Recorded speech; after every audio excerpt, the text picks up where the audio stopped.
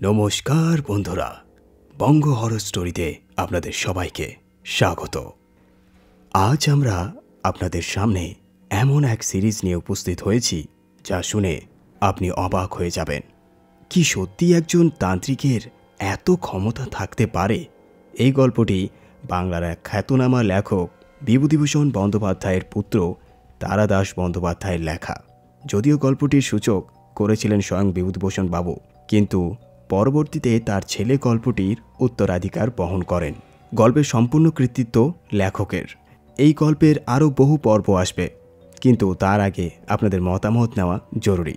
যদি আপনারা দ্বিতীয় পর্ব চান তবে কমেন্ট বক্সে অবশ্যই পার্ট 2 লিখবেন।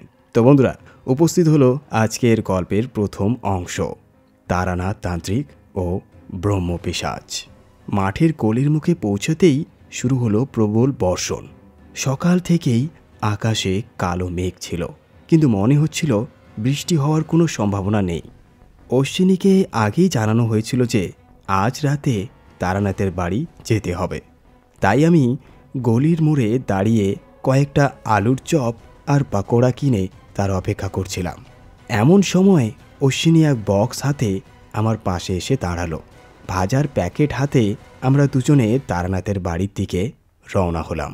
বৃষ্টি এমনিতেই ঝমঝম করে পড়ছে, তার উপর অশ্বিনী ছাতা আনেনি।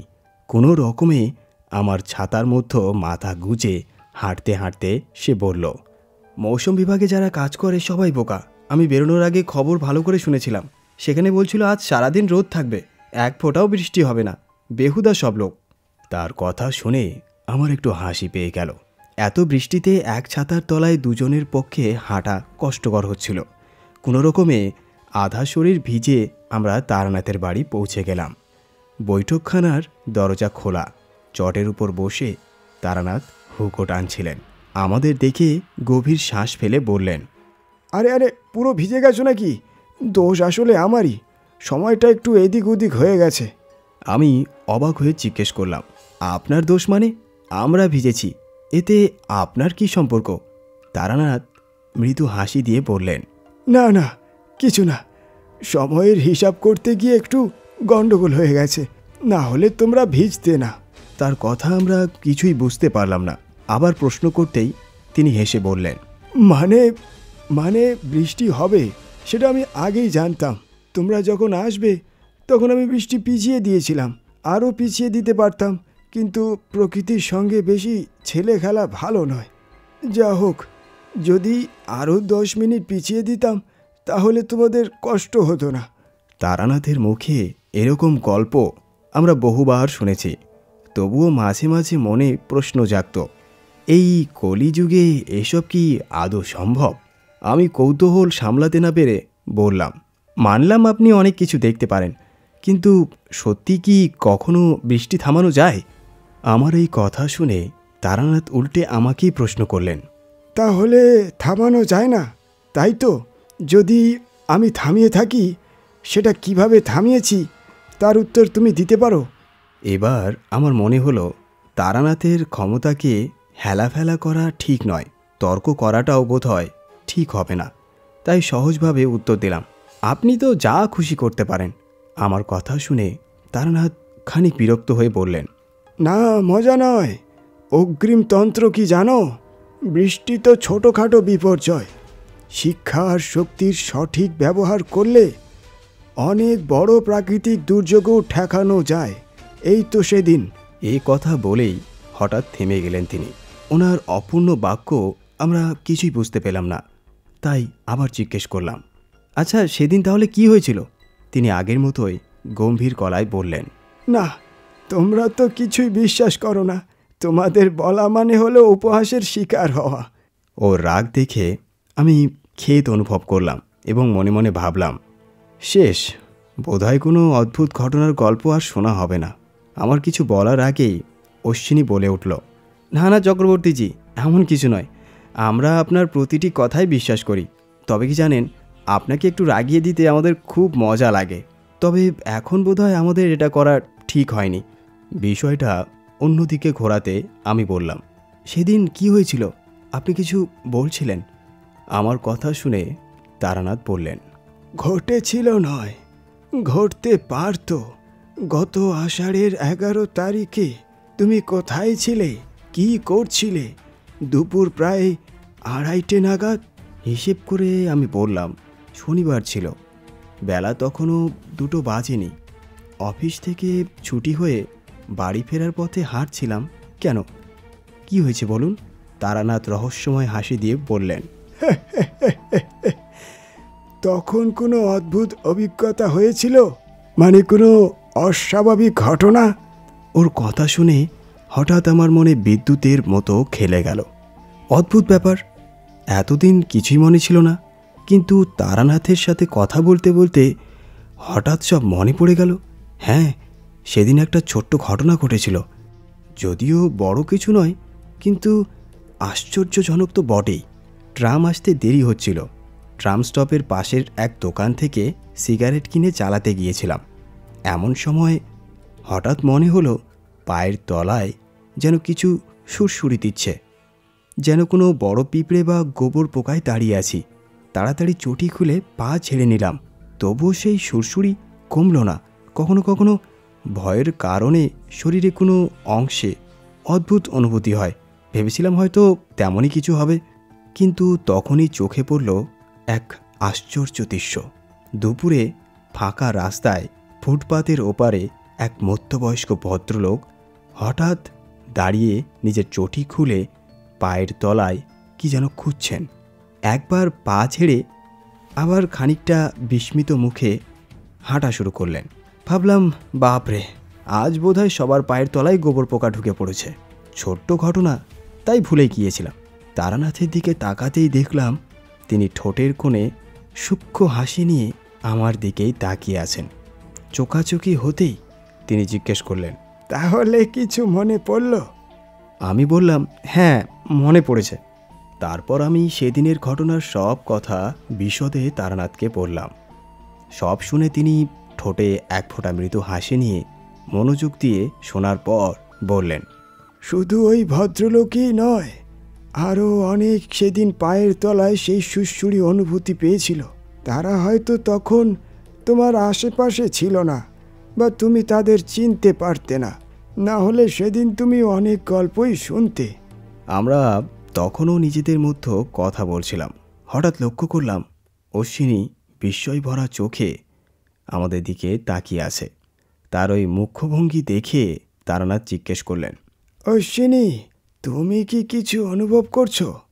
গলাটা খাকারি দিয়ে অশ্বিনী বলল, কি বলবো পণ্ডিতজি, আপনার কথা শুনতে শুনতেই অবাক হয়ে গেলাম। আষাঢ় মাসের 12 তারিখের শিয়ালদাহ প্ল্যাটফর্মে আমি আমার মামার বাড়ি যাওয়ার জন্য লোকাল ট্রেন ধরার অপেক্ষায় দাঁড়িয়েছিলাম। ট্রেন আসতে দেরি হচ্ছিল। এক ফেরিওয়ালার কাছ থেকে শশা কিনে তাদের লবণ মরিচ ছিটিয়ে রাখছিলাম। ভাবছিলাম পরে খাবো। ট্রেন দেরি করতে ওখানে পৌঁছাতে অন্ধকার হয়ে যাবে, কারণ স্টেশন থেকে নেমেও আরও 2 মাইল হাঁটতে হবে। এমন সময় হঠাৎ অনুভব করলাম পায়ের তলায় যেন সুরসুরি লাগছে। চটি খুলে দেখলাম পায়ের তলায় বা চটির উপরে কোনো পোকামাকড়ই নেই। ভাবলাম মাঝে মাঝে শরীরের চামড়ায় এরকম অদ্ভুত অনুভূতি হয় হয়তো। তবে আশ্চর্যের কথা, তখন আশেপাশে অন্য কাউকে এমন করতে দেখিনি।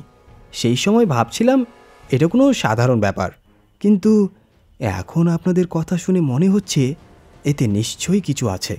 অশ্বিনীর কথা শুনে তারানাথ বললেন, আষাঢ়ের 11 তারিখে ছিল অমাবস্যা। তোমরা তো জানোই, অমাবস্যার রাতে আমি সারা রাত জেগে দেবীর আরাধনা করি। আমি তার দিকে তাকিয়ে জিজ্ঞেস করলাম, মানে মা কালীর সাধনা করেন? তিনি বললেন, না, ব্যাপারটা তেমন নয়। মা কালীর পূজা আমি আগেই করে নিই, কিন্তু মধ্যরাত্রি থেকে ভোরের প্রথম প্রহর পর্যন্ত আমি দেবী মধুসুন্দরীর পূজা করি। এই পূজা কোনো সাধারণ পূজা নয়। তন্ত্রশাস্ত্রে দেবী মধুসুন্দরীর উল্লেখ থাকলেও এর কোনো বিস্তারিত পদ্ধতি বা নানা বৈচিত্র্য পাওয়া যায় না। তাহলে ওই পূজায় বসে আপনি কি পেয়েছিলেন? নইলে এই বিষয়ে উল্লেখই বা করলেন কেন? এভাবে গল্প করতে করতে সময় কেটে যাচ্ছিল। বাইরে তখন বৃষ্টি আরও জোরে শুরু হয়েছে। হাওয়ার ঝাপটায় জানালা একবার খুলে যাচ্ছে, আবার বন্ধ হয়ে যাচ্ছে। বৃষ্টির ফোঁটা বাতাসে ভেসে ঘরে ঢুকছিল। তাই অশ্বিনী উঠে জানালা ভালো করে বন্ধ করে দিল। তারানাথ বললেন, বেশ, দেরি হয়ে গেল গল্প করতে করতে। তোমরা যে সিঙাড়া এনেছো তা পুরো ঠান্ডা হয়ে গেছে। তোমরা বসো, আমি ভেতর থেকে এগুলো গরম করে নিয়ে আসি, সঙ্গে চাও নিয়ে আসবো। তারানাথ মাঝে মাঝে গল্পের ফাঁকে বা কথার মাঝখানে ভেতরে চলে যেতেন। কখনো সত্যিই চা আনতে, আর কখনো আমাদের সিগারেট খাওয়ার সুযোগ করে দিতে। কারণ তারানাথ বৃদ্ধ মানুষ, আর তার সামনে আমরা ধূমপান করতাম না। যদিও তিনি জানতেন আমরা দুজনেই ধূমপান করি, তাই তিনিও ইচ্ছে করেই অন্তত 5 মিনিট সময় দিতেন। তারানাথের আবার ঘরে প্রবেশ করতেই আমরা দুজন উঠে বারান্দায় দাঁড়ালাম। হাওয়ার সঙ্গে এখনও হালকা বৃষ্টির ফোঁটা পড়ছে, কিন্তু বারান্দার একদিকে ত্রিপল টাঙানো থাকায় সেখানে হাওয়া কম লাগছে। অশ্বিনী আর আমি দুজনেই এক একটি সিগারেট ধরালাম। 3-4টে টান দেওয়ার পর ঠান্ডা জলের হাওয়া আর ফোঁটার শীতলতা গায়ে লেগে গেল। ঘরের ভেতর থেকে হাসির শব্দ শুনে বোঝা গেল তারানাথ ফিরে এসেছেন। শব্দ শুনেই আমরা তাড়াতাড়ি ভেতরে ঢুকে পড়লাম। আমি তাদের চোখ এড়িয়ে বললাম, মানে আমরা একটু বৃষ্টি দেখছিলাম। আজ তো ভীষণ বৃষ্টি হচ্ছে। এমন দিনে যদি একটা ভালো গল্প না শোনা যায় তাহলে তো চলবে কি করে? আমার কথা শুনে তক্তার পাশে বসে থাকা তারানাথ বললেন, আচ্ছা, বুঝেছি, তোমরা বৃষ্টিই দেখছিলে। আচ্ছা, আর কিছুক্ষণের মধ্যেই গরম গরম পাকোড়া আর চা চলে আসছে। খেতে খেতে দেখি কোনো গল্প মনে পড়ে কিনা। আমি তখন বললাম, কিন্তু ওই পায়ের তলায় গুদগুদে রহস্যটা তো এখনও কিছু খোলসা করলেন না। 11ই আষাঢ় রাতের পুজোর সময় আসলে কি হয়েছিল? তারানাথ আমাদের দেওয়া সেই সিগারেটের প্যাকেট থেকে একটা সিগারেট বের করলেন। শান্তভাবে টানতে টানতে বললেন, আসলে ব্যাপারটা কি জানো, সাধারণ মানুষ তান্ত্রিক সাধনায় এসব সূক্ষ্ম বিষয়ে বোঝে না, তাই আমি সহজে কাউকে বলি না। আর এই অভিজ্ঞতাও খুব বিরল। 11ই আষাঢ় যজ্ঞ পূজা শেষ হওয়ার পর আমার মনে দেবী মধুসুন্দরীর বাণী ভেসে উঠল। তিনি বললেন, পরের দিন দুপুরে বাংলাদেশের দক্ষিণ পূর্বাঞ্চলে ভূমিকম্প হবে। কলকাতা এবং এর আশেপাশের অঞ্চলও বিশেষভাবে প্রভাবিত হবে। আমি ভাবলাম, ভূমিকম্পে বহু মানুষ মারা যাবে, ঘরবাড়ি ধ্বংস হয়ে যাবে। মানুষের উপকার করা থেকে বড় ধর্ম আর কিছু নেই। কিন্তু যদি প্রকৃতির এত বড় শক্তিকে থামাতে হয় তবে সমান শক্তি প্রয়োগ করতে হবে। যজ্ঞের শেষে আমি বিশেষ একটি প্রক্রিয়া করলাম, এই ভূমির নিচে ভূমিকম্পের চাপ কিভাবে বয়ে যাবে তা নিয়ন্ত্রণ করার জন্য। তারানাথের কথা শুনে আমি বললাম, তাহলে কি সেই জন্যই আমি রাস্তার ওই বৃদ্ধ ভদ্রলোকের সঙ্গে দেখা করেছিলাম? অথবা অশ্বিনী যখন শিয়ালদহ প্ল্যাটফর্মে জুতো খুলছিল তখন যে অনুভূতিটা হচ্ছিল? তারানাথ মাথা নেড়ে বললেন, হ্যাঁ, তোমরা বা যাদের সঙ্গে তোমাদের দেখা হয়েছিল তাদের মধ্যে বিশেষ সংবেদনশীলতা আছে, তাই তোমরা অনুভব করতে পেরেছ। এটা কেবল শারীরিক অনুভূতি নয়, আবেগজনিতও বটে। যেমন জলে তেল ফেললে ঢেউয়ের উচ্চতা কমে যায়, তেমনি আমি তন্ত্রশক্তির প্রয়োগ করে ভূমিকম্পের তীব্রতা কমিয়ে দিয়েছিলাম। তারানাথের কথা শেষ হওয়া মাত্র আমি বলে উঠলাম, কিন্তু খুব ছোট কম্পন হলেও তো বিজ্ঞানীদের সিসমোগ্রাফে ধরা পড়ে যাওয়ার কথা। তাহলে এখানে কেন তা ধরা পড়ল না? জবাবে তারানাথ যা বললেন তা বৈজ্ঞানিক দিক থেকে যথেষ্ট যুক্তিসাধ্য ছিল। যদি তুমি খবর রাখো তাহলে জানতে পারবে, পৃথিবীর কোথাও না কোথাও প্রতিদিন শত শত ভূমিকম্প হয়, কিন্তু যদি তীব্রতা নির্দিষ্ট মাত্রার উপরে না ওঠে তাহলে সাধারণত বোঝা যায় না। বিজ্ঞানীদের যন্ত্র হয়তো ওই দিনের অতি ক্ষীণ কম্পন রেকর্ড করলেও কিন্তু তা জানানোর মতো গুরুত্ব পায়নি। এখনও আমরা সবাই কথা বলছিলাম। এমন সময় তারানাথের মেয়ে চারি এক হাতে গরম পাকোড়ার থালা আর অন্য হাতে চায়ের কাপ নিয়ে ঘরের ভিতর থেকে এসে আমাদের সামনে চাটাইয়ের উপর রেখে দিল। চারিকে আমি সেই ছোটবেলা থেকেই দেখে আসছি। সে সত্যি খুব সুন্দরী মেয়ে। বিয়ের পর এখন সে আরও বেশি সুন্দর দেখাচ্ছে। বড় বড় চোখওয়ালা এই মেয়েটি বাবার গায়ের রং আর তার চোখগুলো পেয়েছে। চারিকে আসতে দেখে আমি বললাম, চারি, কবে এলি?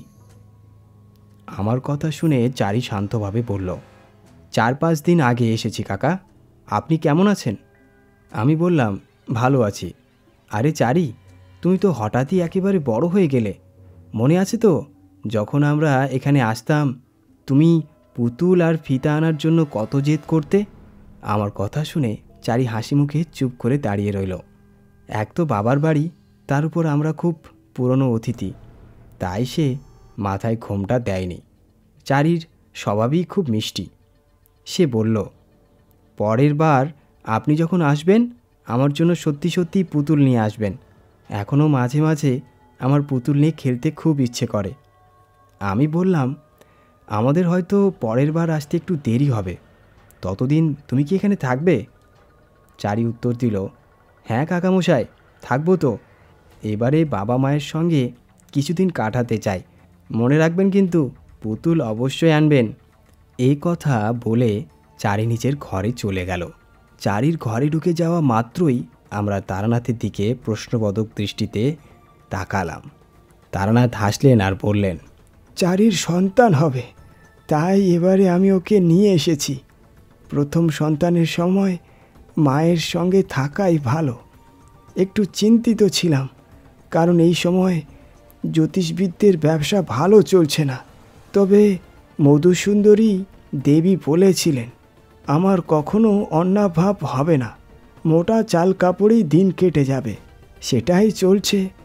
কিন্তু এই সময় মেয়েদের একটু ভালো খাওয়ানোর দরকার। মাংস, মাছ, দুধ আর অন্য পুষ্টিকর খাবার। এর জন্য হাতে কিছু টাকা দরকার। যদিও জামাই খুব ভালো মানুষ, এখানে চারিকে পাঠাতে চাইছিলেন না। বলছিল ওকে এখানেই থাকতে দিন না, আমাদের যৌথ পরিবারে কোনো অসুবিধে হবে না। আমিও জানতাম কোনো সমস্যা হবে না, কিন্তু মেয়ের নিজের বাবার বাড়ি থাকলে বেশি নিরাপদ বোধ হয়, তাই ওকে এখানে নিয়ে এলাম। মজার কথা কি জানো? তারানাথ একটু থেমে বললেন, চারির আসার 2-3 দিন পর থেকেই আমার আর্থিক অবস্থা কিছুটা উন্নতি হতে লাগলো। হাত দেখা গ্রাহক যেমন এলো, তেমনি তাবিজ বানানোর অর্ডারও পেতে লাগলাম। হুগলির তালদিঘি গ্রামে আমার এক দুঃসম্পর্কের ফুপা থাকতেন। হঠাৎ তার মৃত্যু হলো। তার কোনো সন্তান ছিল না, আমিই একমাত্র উত্তরাধিকারী। খবর পেয়ে সেখানে গেলাম, তবে সেই সম্পত্তি আমার তেমন কাজে লাগার মতো ছিল না। তাই কয়েকদিন সেখানে থেকে জমি বেচে নগদ টাকা নিয়ে এলাম। যদিও তাড়াহুড়োয় বিক্রি করায় আমি দাম সেরকম পাইনি, কিন্তু চারির জন্য টাকা দরকার ছিল, তাই যত দামই পেলাম বিক্রি করে নিয়ে এলাম। জানতাম দেবীর অংশের আশীর্বাদেই চারির জন্ম হয়েছে। আমার এই আর্থিক উন্নতি শুধু সাময়িক। সন্তান জন্মের পর যখন চারি শ্বশুরবাড়ি চলে যায়, তখন আবার আগের মতোই অবস্থা হবে, তা আমি ভালো করেই জানি। পাকোড়া শেষ করে চা খেতে খেতে অশ্বিনী বলল, চক্রবর্তী মশাই, আমি আজ একটা ভালো গল্পের আশায় এসেছি। আজ কি সত্যি ভালো একটা গল্প শোনাবেন না? গল্পের জন্য আজকের দিনটাও কত সুন্দর। তারানাথ নিজের শেষ 2-3 চুমুক চা শেষ করে একটা সিগারেট ধরিয়ে পড়লেন, কত বিচিত্র স্মৃতি বুকে জমে আছে, আর কি বলবো। তবে একটা ঘটনার কথা মনে পড়েছে, যা তোমাদের কোনোদিনও বলিনি। এমনই এক মেঘলা দিনে সেই ঘটনার শুরু হয়েছিল। এই ঘটনাটা আজ থেকে প্রায় 20-22 বছর আগের। তখনও খুব বেশি দিন হয়নি আমরা ওই বাড়িতে থাকতে শুরু করেছি। চারি তখনও জন্মায়নি।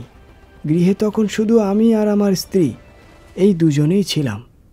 বাজার আমি নিজের হাতেই করতে পছন্দ করতাম, তাই বাইরে এমন ঘরোয়া কাজের জন্য কোনো কর্মচারী রাখার সামর্থ্য আমার ছিল না।